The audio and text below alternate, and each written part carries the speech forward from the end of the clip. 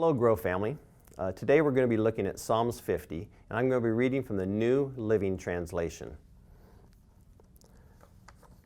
The Lord, the Mighty One, is God, and He has spoken. He has summoned all humanity from where the sun rises to where it sets.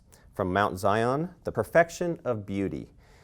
God shines in glorious radiance. Our God approaches, and He is not silent. Fire devours everything in His way, and a great storm rages around Him. He calls on the heavens above and the earth below to witness the judgment of the people.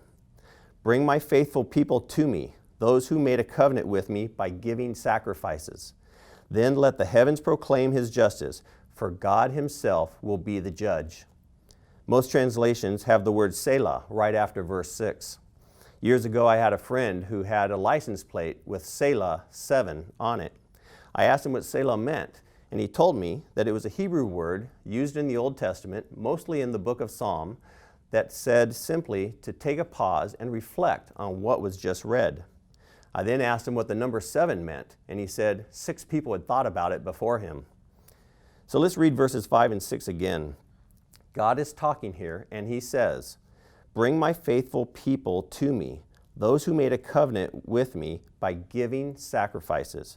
Then let the heavens proclaim His justice, for God Himself will be the judge." God is saying to let me tell you that your sacrifices are not enough, and that what I want you to include is something more. Then He goes on to say in verse 7, "O my people, listen as I speak. Here are my charges against you. O Israel, I am God, your God. I have no complaint about your sacrifices or the burnt offerings that you constantly offer.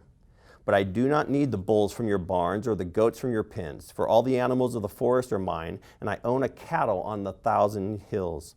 I know every bird on the mountains, and all the animals of every kind are mine." The next verse cracks me up.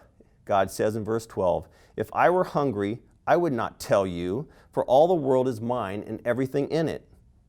Do I eat the meat of bulls? Do I drink the blood of goats?" Here's the key verse of the chapter. It's verse 14.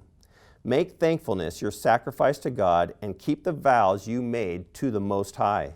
Then call on me when you are in trouble, and I will rescue you, and you will give me glory." Verses 16 through 20 then has God talking to the unbelievers. But in these first 15 verses, God is calling for His followers to not only do what they are supposed to do, but to also, in the middle of their prayers and petitions for strength, wisdom, patience, guidance, health, protection, don't forget to give Him thanks. The thanks that He deserves. Thank Him for who He is. Thank Him for His holiness. Thank Him for how He cares for you. Thank Him for the blessings that you do have.